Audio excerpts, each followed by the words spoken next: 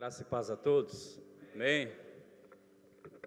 Quero louvar a Deus pela oportunidade, pelo privilégio que Ele nos concede mais uma manhã, mais um dia.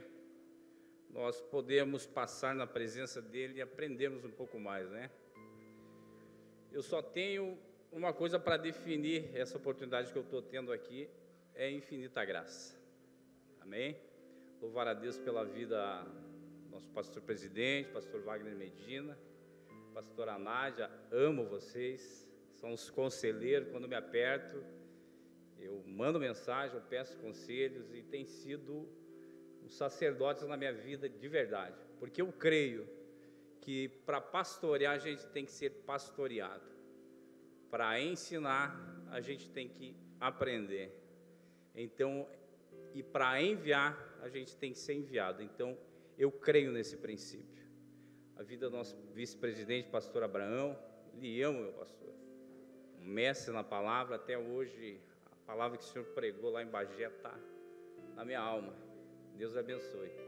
Bispo Ezequiel, lhe amo, meu bispo, amo do fundo do meu coração. Deus abençoe.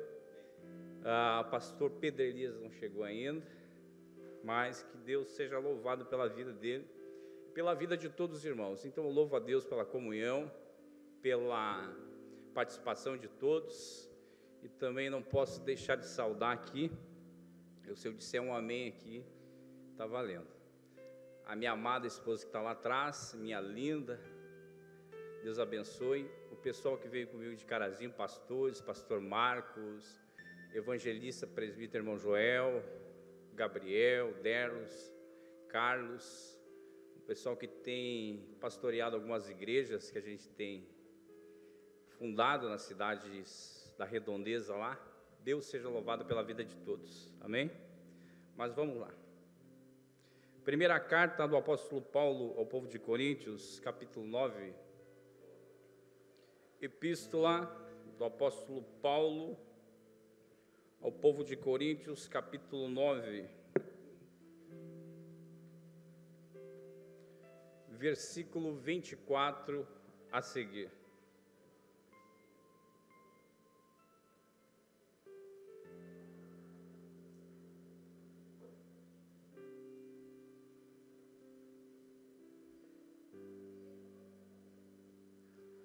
Amém, igreja? E diz assim aí na errante palavra: não sabeis vós que os que correm no estádio, todos, na verdade, correm, mas só um leva o prêmio? Correi de tal maneira que alcanceis. Todo aquele que luta, de tudo se abstém. E eles fazem para alcançar a coroa corruptível. Nós, porém, uma incorruptível. Pois assim eu corro, não com a coisa incerta, assim combato, não combatendo no ar, antes subjugo o meu corpo e reduzo a servidão, para que pregando aos outros, eu mesmo não venha de alguma maneira ser reprovado. Amém? Meus queridos, me foi proposto um tema, reino apostólico em movimento, marcas de um legado relevante, e muito breve, mas eu quero falar um pouco sobre isso.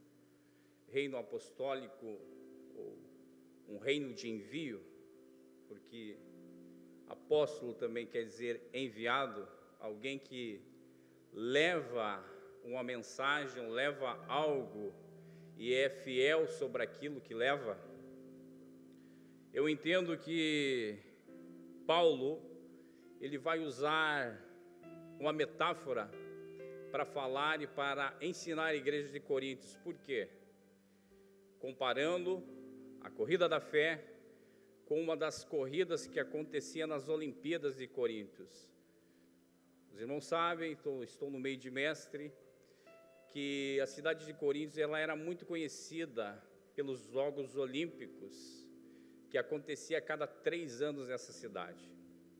E entre essas modalidades de jogos, havia algumas corridas, e entre essas havia uma corrida muito popular naquele tempo, que era a corrida de entrega de bastão, ou a corrida de revezamento, aonde um participante corria 100 metros, entregava para o próximo, e consequentemente o próximo entregava para o outro, e assim acontecia essa corrida.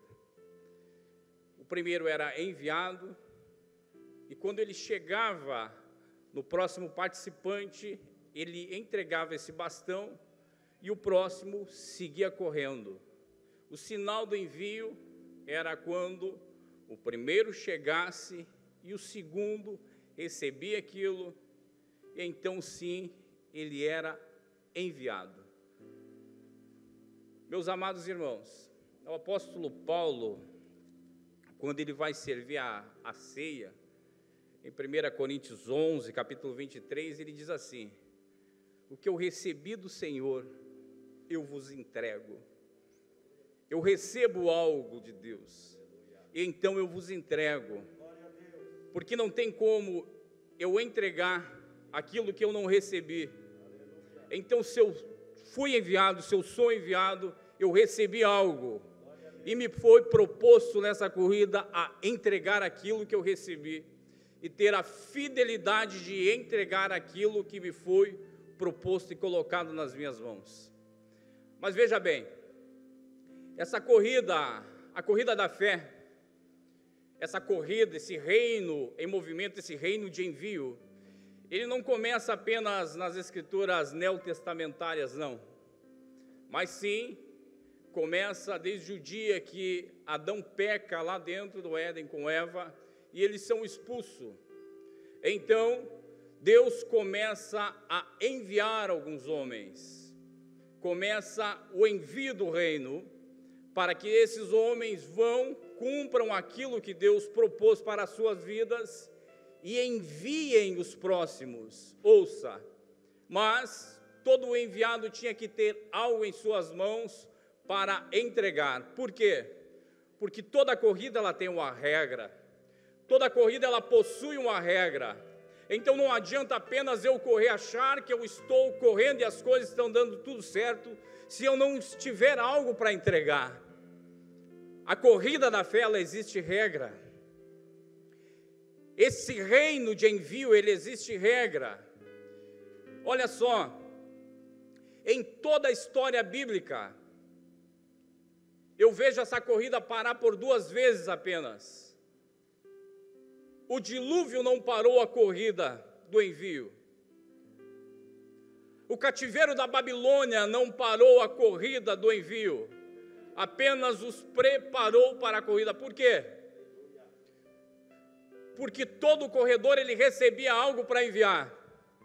E em meio ao dilúvio, ainda que Deus dizimou a população, sobrou Noé e seus filhos e as suas noras e sua esposa, mas Deus falava com Noé. E quando Deus fala, Ele está entregando para alguém que vai ser enviado. O cativeiro da Babilônia, comandado por Nabucodonosor, não pôde parar esse envio. Por quê? Porque Deus se revelou a Daniel, Deus se revelou a Ezequiel, trazendo visões escatológicas, que eles seriam libertos e regressariam para suas casas e mostrando até a eles o reino milenial de Cristo. Então essa corrida, ela é transcendente, ela é metafísica. Ela começou desde que Adão é expulso e ela vem transpassando todas as dispensações até chegar na dispensação da graça onde nós vivemos hoje. Ouça, as 2 pausas nessa corrida. A primeira pausa está em Êxodo capítulo 18. Êxodo 1, verso 8, aonde a Bíblia diz: e se levantou um rei, se levantou um faraó, que não conhecia José. Os irmãos que conhecem de história, eu não posso me estender, mas esse é o período que os Ixos, eles invadem o Egito e tomam a terra do Egito. Então se levanta um faraó, que não conhecia o primeiro, homem a receber o cargo de governador. O que acontece? Deus já havia falado para Abraão que o povo seria cativo por 400 anos. E o povo agora vai parar no cativeiro do Egito. E a corrida para, pastor, porque porque homens não estão recebendo algo para seguir correndo. E se eu não recebo, não adianta eu correr, porque quando eu chegar lá eu não tenho nada para entregar. Então, como disse Paulo, eu recebo e eu vos entrego. A voz de Deus se calou, mas a Bíblia diz que durante o infanticídio que aconteceu no Egito, um menino vai ser lançado nas margens do Nilo, e Deus vai preservar a sua vida, porque Deus estava dizendo, a corrida vai começar de novo. Os crocodilos do Nilo não tocam nele, porque a corrida vai começar de novo. Os irmãos sabem do processo, sabem da fuga de Moisés para o Egito, e no pé do Sinai, Deus entrega o bastão para Moisés. E agora Moisés é enviado. É enviado para enviar, para libertar um povo. Na sarça, quando Deus tem o contato com Moisés, Moisés tem o contato com Deus. Deus estava dizendo, a corrida vai começar de novo, Moisés. Eu estou te entregando algo para você entregar, Moisés. A corrida vai começar, o envio do reino vai começar, o reino vai começar a enviar novamente. Escute, Deus golpeia o Egito, liberta o povo no deserto 40 anos. Moisés fere a rocha de Meribá, e agora? Deus diz que ele não vai entrar na terra prometida. Mas em Números capítulo 27, verso 8, o próprio Yahvé, o próprio Deus, manda que Moisés coloque a mão sobre a cabeça de Josué, filho de Num. Deus estava dizendo, passa o bastão, Moisés. Passa o bastão na corrida, Moisés. A corrida vai seguir, Moisés. Mas o que eu acho interessante é que Moisés, ele é da tribo de Levi, só que agora Deus estava entregando o bastão para outra tribo. Ele estava estirando da tribo de Levi e entregando para a tribo de Efraim. Você está pegando aí, meus queridos? Deus está entregando o bastão para outras tribos. Deus está entregando o bastão da corrida para outras tribos. O reino está se movendo. Deus está enviando. Segunda pausa. Período interbíblico. Quem vai dar início nessa corrida? Vai vir um homem anunciando, a corrida vai começar. Arrependei-vos, que está próximo, está vindo aí, o reino de Deus. Arrependei-vos que a corrida vai começar novamente, o envio vai começar novamente. E de repente quem vem para o envio? O próprio Filho de Deus. E ele vem dizendo, arrependei-vos, porque agora sim é chegado o reino de Deus, o envio começa novamente. O envio começa novamente. Jesus chama homens falhos, homens pecadores, mas homens com o coração dispostos a aprender. Nem todos eram iguais, não. Mas todos, a não ser o traidor, dispostos a aprender.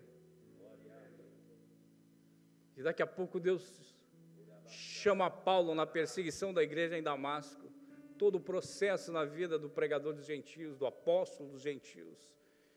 E no avivamento de Antioquia, Barnabé chama Paulo, e quem o envia para enviar? O próprio Espírito Santo. Eu encerro a minha fala agora. Nós recebemos um envio para seguir enviando.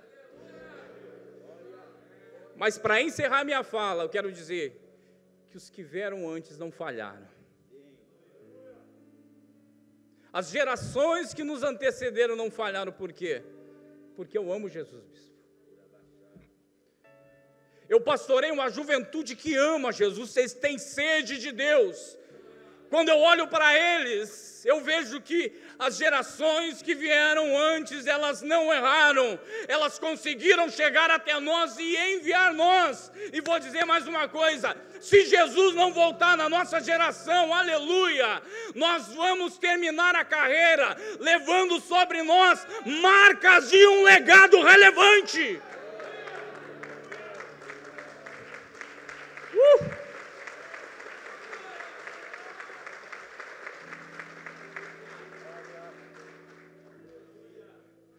Eu quero encerrar falando o versículo. De Paulo, 2 Timóteo, capítulo 4, versos 7 e 8. Se Jesus não voltar, no final a gente vai falar isso. Combati o bom combate. Encerrei a carreira, mas guardei a fé. E a mim está guardada uma coroa que o Senhor, o justo juiz, Ele dará a mim e a todos aqueles que amam a sua volta. Amém. Deus abençoe, meu pastor.